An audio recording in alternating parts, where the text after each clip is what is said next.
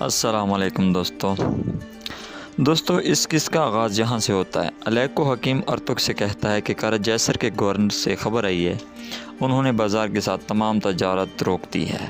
اتنے میں اورال بھی وہاں پہنچ جاتا ہے اور یہ بات سن کر خوش ہو جاتا ہے۔ اورال ارطغرل کے پاس دو تاجر کھڑے ہوتے ہیں اور کہتے ہیں کہ ہمیں آپ پر اعتماد ہے، ارطغرل صاحب آپ نے کبھی ہمیں مایوس نہیں کیا۔ اتنے میں اورال بھی بادو خان بھی اندر داخل ہو جاتے ہیں۔ اورال کہتا ہے کہ کون ہے غلیظ انسان جس نے آپ کو نقصان پہنچایا۔ اتنے میں ارطغرل کو مکہ رسید کر دیتا ہے اور اورال گر جاتا ہے۔ بادو خان آگے بڑھنے کی کوشش کرتا ہے لیکن بمسی پکڑ لیتا ہے۔ اورال اٹھ کر ارطغرل پر حملہ کر دیتا ہے لیکن ارطغرل ایک اور مکہ رسید کر دیتا ہے۔ اس کے بعد اورال اپنی تلوار نکال لیتا ہے، پھر ان کی لڑائی شروع ہو جاتی ہے اور آخر میں ارطغرل اپنی تلوار اورال کی گردن پر رکھ دیتا ہے، لیکن اتنے میں الیار اس کی جان چھڑا لیتا ہے ارطغرل سے۔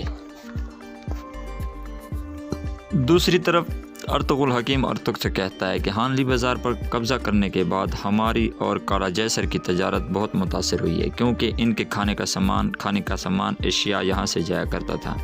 تجارت بند کرنے کا اصل مقصد یہ ہے کہ میں ان کے پاس جاؤں۔ حکیم ارتک کہتا ہے ایک طرف امیر سعادتین اور اورال ہے، دوسری طرف قلعہ جیسر کا گورنر ہے۔ بظاہر لگتا ہے اس وقت ہر کوئی ہمارا دشمن ہے، ہمارے خلاف ہو چکے ہیں۔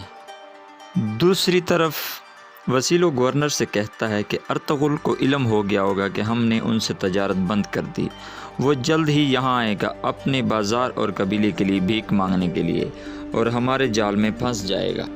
اور دوسری طرف چاہدار قبیلے میں جاندار کہتا ہے کہ اس نے میرے بیٹے پر ہاتھ اٹھا کر اپنی حد کراس کر دی ہے۔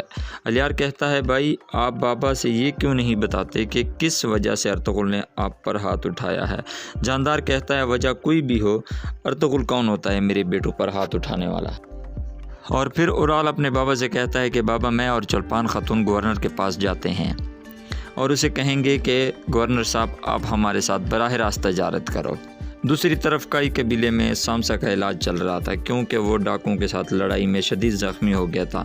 سب اس کی حوصلہ افزائی کر رہے تھے اور اس قصے کا اختتام اس کے ساتھ ہوتا ہے۔ کبھی بھی مجھ سے بات نہیں